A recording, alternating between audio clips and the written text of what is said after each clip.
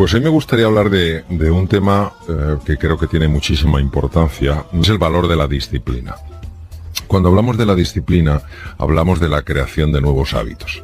Hay algo que ninguno de nosotros podemos evitar, que es el hecho de que los hábitos al final son los que afectan de una forma directa a nuestra vida. Y la pregunta es ¿por qué afectan tanto? Y la respuesta es muy sencilla, porque crean determinados circuitos en el cerebro. Y una vez que ese circuito se ha creado, es como si de forma natural la información tendiera a transcurrir por ahí. Imaginemos que el cerebro fuera como una tierra arcillosa enormemente blanda y empezamos a pisar esa tierra siguiendo un camino determinado. Llega un momento en el que cada vez esa tierra se va hundiendo más y forma un surco. A partir de ahí es mucho más fácil que toda información penetre por ese surco a que empiece a generar pues un nuevo camino que a lo mejor sea mucho más interesante y mucho más positivo para nuestras vidas. Yo creo que es muy importante que entendamos esto. La gran recompensa es que traes a tu vida cosas que verdaderamente quieres que estén. Bueno, sobre todo, perdona Mario, sobre todo también abre una ventana a la esperanza de la rehabilitación. Absolutamente, absolutamente. De las cosas más devastadoras que existen por el enorme impacto que tiene el ser humano es la desesperanza. Es decir, verse en un túnel sin siquiera intuir la posibilidad de que haya un poco de luz. Sabemos perfectamente que cuando alguien cree, incluso situaciones muy complicadas, situaciones muy desafiantes, muy difíciles, que pueda haber una luz aunque no la vea, y tiene esa fe en que antes o después encontrará el camino, encontrará la salida, y poco a poco va dando pasos, pues al final lo consigue en muchísimos casos. Y a mí me gusta pues comentar algo, que es que el regalo de la fe es que al final se te permite ver lo que primero has creído, ¿no? Esta consistencia, esta insistencia personal elegida libremente de meterte en un proceso de mejora creo que es esencial. A mí de verdad me sorprende cómo pensamos que sencillamente por el hecho de cumplir años vamos a ser mejores. Hay gente muy jovencita que tiene un nivel de madurez extraordinario y hay personas con mucha juventud acumulada que tienen una madurez muy escasa. Entonces la madurez y la edad son dos cosas diferentes. Sí, sí, sí. Hay personas a lo mejor que dicen, oiga, yo llevo 30 años conduciendo, ¿qué me va a contar a mí de cómo se conduce? No, perdón, usted lleva a lo mejor un año repetido 30 veces. Entonces, es que, claro, es completamente distinto, ¿no? Entonces, esa voluntad, esa ilusión por mejorarse, por completarse, por desarrollarse, creo que es algo que todos podríamos poner en nuestra vida, dando pequeños pasos. Y es primero desaprender y luego reaprender. Claro, porque ten en cuenta que lo que estamos haciendo es cambiar nuevos circuitos. Entonces tenemos que desaprender ciertas pautas, que son inclinaciones que sentimos para movernos en una dirección determinada, y empezar a cambiar otros circuitos, empezar a generar nuevas posibilidades. Esto es un proceso de desaprendizaje, nadie dice que sea fácil, es sencillo de explicar, no es fácil de hacer, y poco a poco se van construyendo nuevas conexiones. ¿Y se puede aprender a tener fuerza de voluntad? Sí. Cuando en alguna sesión de coaching alguien me decía, Mario, estoy totalmente bloqueado, no hay nada que yo pueda hacer, les decía una pregunta que no es para nada genial, pero tiene un gran poder movilizador. Les preguntaba, ¿cuál es el paso más pequeño que te atreves a dar? Y siempre hay un paso, por pequeño que sea, que alguien puede dar. En el momento en el que alguien da un paso, por pequeño que sea, es decir, en el momento en el que actúa, en el que hace algo, eso que desde fuera parece que es insignificante, a nivel mental no lo es, porque solamente aquella persona que cree que puede, hace eso, dar un pequeño paso. Y a partir de ese pequeño paso se va conquistando territorio. Es decir, para mí la libertad de una persona es una conquista diaria. No podemos darlo por hecho, porque muchas veces nuestros propios automatismos nos quitan la libertad. A mí me parece maravilloso, independientemente de la edad que se tenga, que cada uno elija libremente en qué quiere mejorar. Se enfoque en eso y poquito a poco dé pasos para alcanzarlo. Es decir, pensar en grande y actuar en pequeño. No importa que sean pasos de bebé, pero tu visión, aquello que tira de ti, es algo muy grande. Bueno, sobre todo es que si alguien consiguiera llegar a la perfección en cualquier disciplina, luego una vez que llegaba ya rollo, ¿no? Patatero. Sí, porque además, fíjate, la palabra perfección hay que entenderla en su verdadero significado. La palabra perfección significa estar completo. Entonces, para mí, todo ser humano en su interior está completo, es decir, es perfecto en su interior. Ninguno de nosotros somos una maquinaria de reloj averiada que los demás tengan que arreglar. Y cuando uno siente que los demás le tratan como si fuera así, como si tuviera esos engranajes que funcionan mal, enseguida se resiste. Cuando alguien siente que los demás se dirigen a ti viendo esa dignidad, viendo esa perfección en tu núcleo, en tu esencia, en ese momento tú empiezas a creer más en tus posibilidades, tú empiezas a creer más en tus potencialidades. Lo que luego una persona alcance de mejora en su forma de ser y de estar en el mundo, eso es otro tema. Lo importante es saber que en nuestro interior, en el centro, en lo que nos define como seres humanos, somos completos, no somos defectuosos, ni siquiera, ni siquiera personas que tienen pues lo que se llaman deficiencias cognitivas, deficiencias físicas en su núcleo, que tienen una imperfección, siguen siendo perfectos, siguen teniendo esa enorme dignidad como seres humanos, y lo único es que tienen otros desafíos distintos a los nuestros. Pero eso es lo que me gustaría transmitir aquí, ¿no? Esa ilusión, esa esperanza de que hay un camino y de que hay una mejora posible siempre que se tenga el compromiso firme en dar esos pequeños pasos cada día. Aquella persona que de verdad está ilusionada por un objetivo que en principio parece demasiado grande, si persiste, si sigue, está creciendo como ser humano, su mente está cambiando, y si está cambiando su mente, está cambiando su vida. ¿Cuáles son esos 3 superpoderes que tenemos todos para ser felices, Mario? Bueno, yo creo que el primer superpoder es el superpoder de ilusionarte, es decir, lo que es la inspiración, lo que ha movido y moverá al ser humano, un proyecto, una propuesta, una visión que le trascienda, es decir, que no terminen en el yo, mío, para mí. Lo segundo que le mueve es la capacidad de poner en marcha su creatividad, su capacidad de comprensión en profundidad de aquellas realidades que no son evidentes.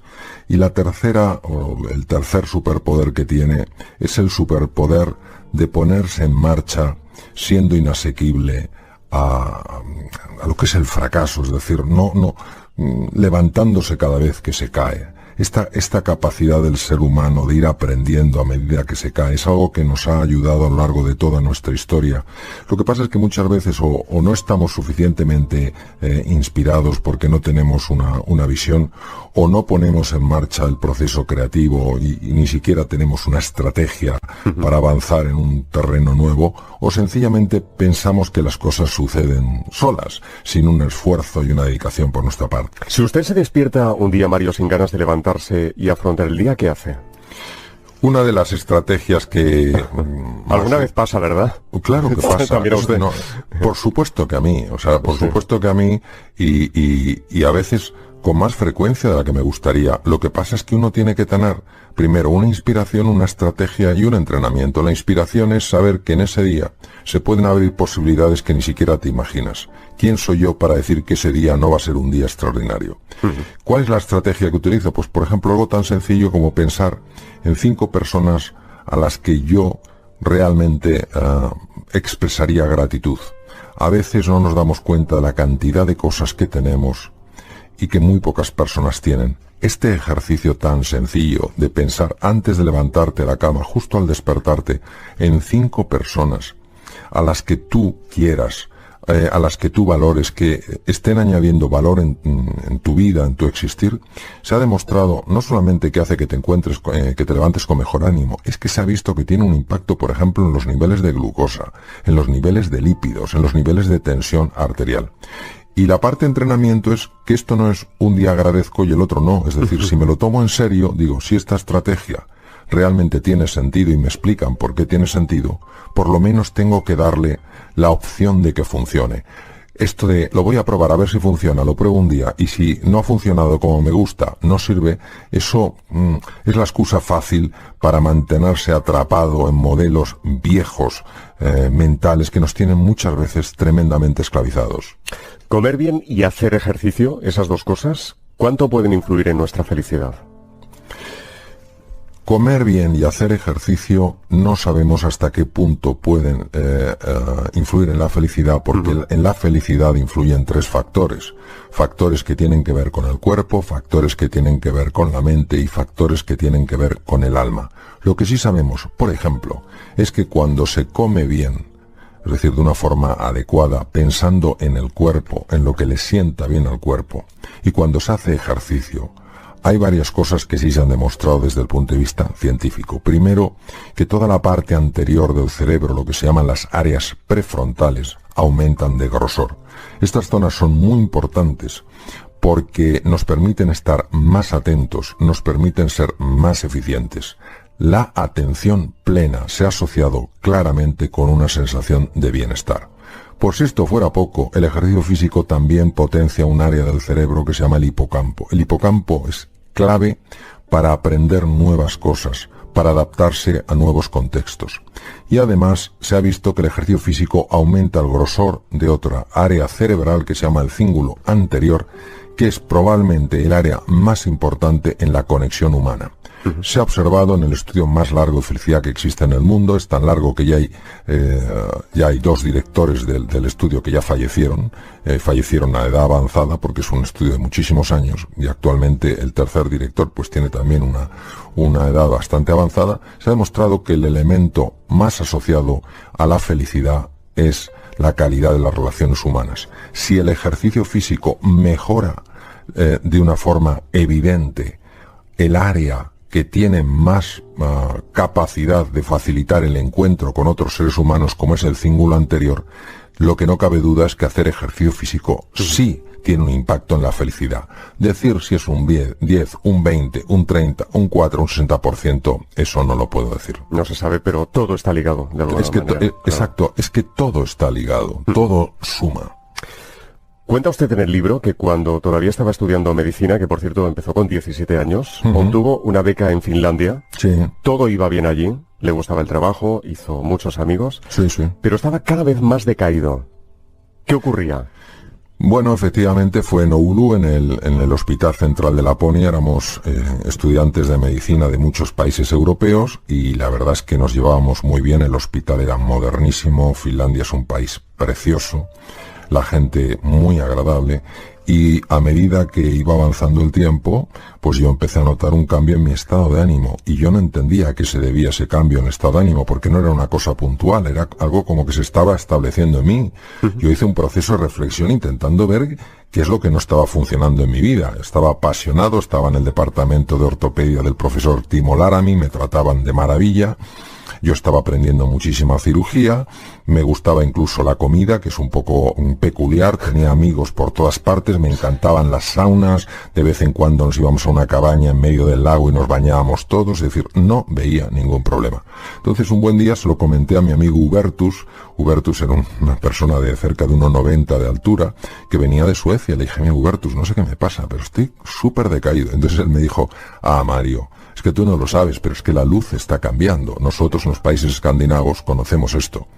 Claro, al cambiar la luz, lo que ocurre es que empieza a producirse un aumento de melatonina porque baja la luz, y la melatonina compite por el mismo aminoácido que la serotonina.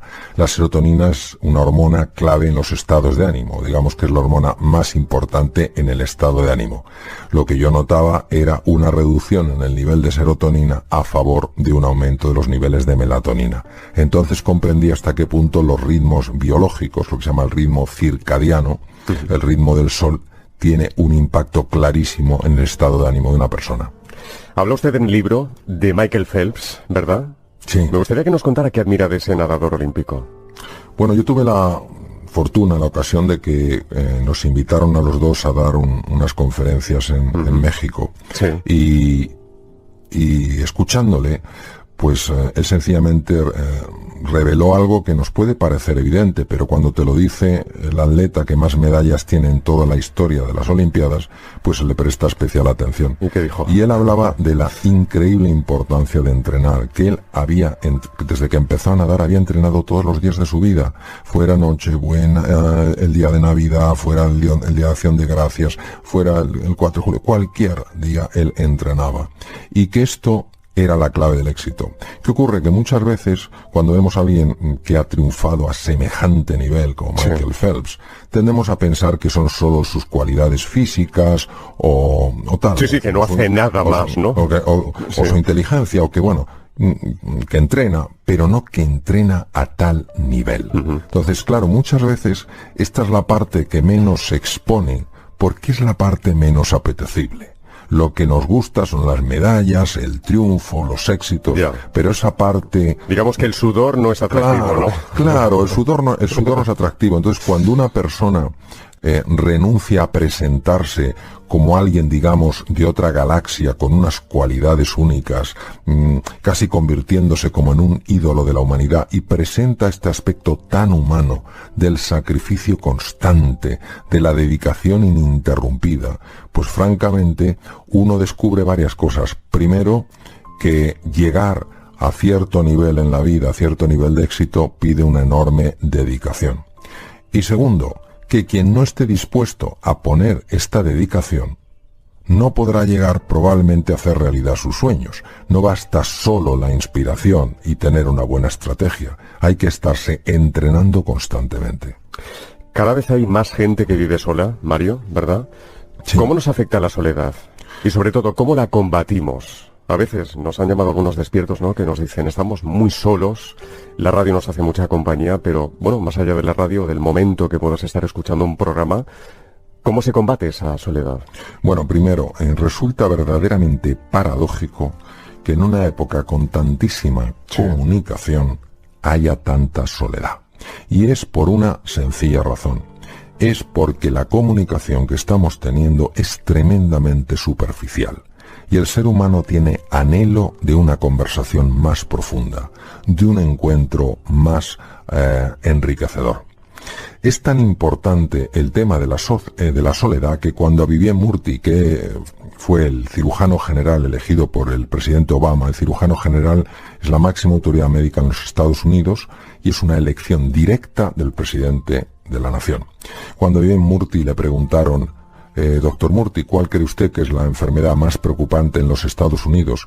Pues mucha gente pensaba que iba a hablar de la hipertensión arterial, de las enfermedades degenerativas, de la hipertensión de la diabetes, etcétera, etcétera. Y él dijo la soledad. La soledad puede llegar a matar. ¿Por qué?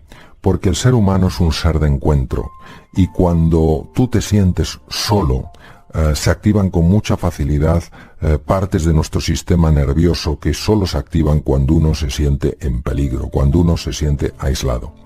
¿Cómo se combate? Pues primero siendo sensibles a esto, siendo sensibles a que hay personas que se sienten solas y buscando formas de transmitirles que no están solas. A veces es una llamada, una sencilla llamada que para alguien no es nada, pero para una persona que se siente sola es un mundo. Otras veces, efectivamente,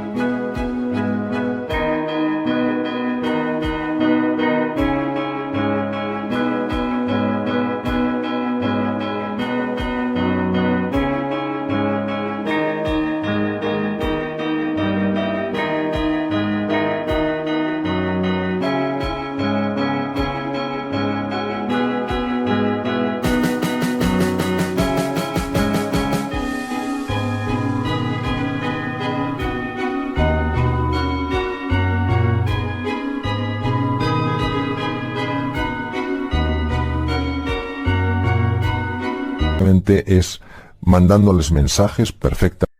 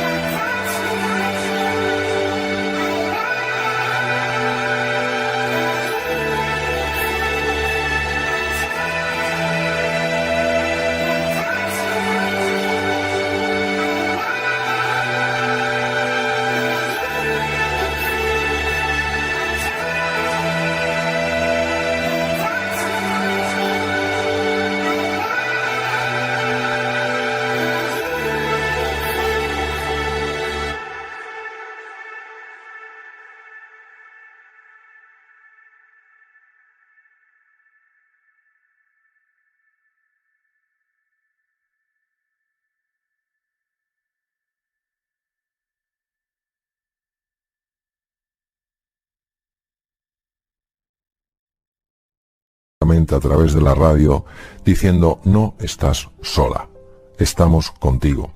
Cuando el ser humano tiene anhelo de encuentro, hasta la cosa más pequeña puede marcar una enorme diferencia. Sobre todo eso, ser sensibles a un problema que es enorme, porque quien se siente solo no va por ahí con un megáfono contándolo. Hay que tener esa agudeza sensorial para descubrirlo y hacer ese pequeño esfuerzo, un esfuerzo sin ruido, un esfuerzo sin parafernalias, para que esa persona sienta que hay alguien que se ocupa, que hay alguien que se preocupa, que hay alguien que está, a lo mejor en la distancia, pero aún así que piensa en ella. ¿Los cambios, los retos, son necesarios y es normal que nos den algo de miedo? Esta es una pregunta de enorme calado, porque aquí hay una cosa de lo más sorprendente. Es decir, el ser humano aparece hace unos 2,5 millones de años en el este de África como ser humano, evolucionando obviamente de otras especies. Sí. Hace 1 millón de años el Homo erectus abandona el este de África y coloniza lugares tan distantes como pueden ser Java o Australia. Y claro, nosotros sin embargo vemos cuánto nos cuesta cambiar, la reactividad tan grande que tenemos a los procesos de cambio. Y aquí viene mi contestación, que no digo que sea la contestación, es mi contestación a la pregunta. El cerebro humano está tan preparado para los cambios que hay uno de los 2 hemisferios del cerebro, de las 2 partes que tiene el cerebro, el hemisferio izquierdo y el hemisferio derecho, hay una de ellas, que es el hemisferio derecho, que está especialmente diseñado para adaptarse a los cambios. Si es así, si el ser humano es hijo del cambio, si estamos aquí porque hace 1 millón de años una serie de seres intrépidos, con herramientas prácticamente ridículas, con un conocimiento del mundo más que limitado, se atrevieron a abrazar un mundo desconocido, ¿qué es lo que nos hace tan resistentes al cambio? Y aquí hay que entrar en otra dimensión, mucho más sutil, porque es una dimensión metafísica. Es una figura que tenemos, una especie de programación mental que se llama ego. Entonces, el ego busca sobre todo controlar, busca la seguridad, busca la certeza, busca el estatus, busca el reconocimiento, busca encajar como sea. Y todo lo que sea un cambio, todo lo que sea abrirse a la incertidumbre implica descontrol. Implica a lo mejor perder estatus, porque claro, ya no puedo demostrar lo que sé en un terreno en el que no sé. Puedo perder reconocimiento. A lo mejor me exige entrar en contacto con otras personas y no, digamos, entre comillas, con mi antigua tribu. Y el ego se rebela contra esto. Claro, el ego tiene mucha fuerza porque de alguna manera utiliza todo lo que es la arquitectura cerebral para que experimentemos un proceso de cambio como una amenaza. Es curioso, es como si a un ordenador que está perfectamente preparado para hacer frente a un desafío, el que sea, le colocamos un software, yo diría un virus, que inutiliza ese ordenador. Decimos, ¿cómo es posible que ese ordenador, en este caso la metáfora sería en relación a la analogía con el cerebro, cómo es posible que este cerebro tan preparado para adaptarse a procesos de cambio se sienta tan limitado cuando ese cambio sucede en la vida? Y es por esta especie de esta programación tan extraña que a veces tenemos y que hace que nos sintamos pequeños frente a la incertidumbre y que prefiramos, y de hecho se puede ver hasta leer hasta en el propio refranero, pues eso, la curiosidad mató al gato. ¡Qué barbaridad! Más vale pájaro en mano que ciento volando. Más vale malo conocido que bueno por conocer. Claro, cuando uno va recibiendo... Y eso va calando, va calando. Claro, y uno no se mueve. Claro, es como el chirimiri en el País Vasco, que sale uno y dice, nada, si prácticamente no llueve. Y vuelve a su casa calado. Pues claro que va calando. Y deja de ser una idea para convertirse en una creencia que luego opera alterando todos nuestros circuitos cerebrales. Doctor, muchas gracias, de verdad. Muchas gracias de corazón. Buenas gracias. Noches. Buenas noches.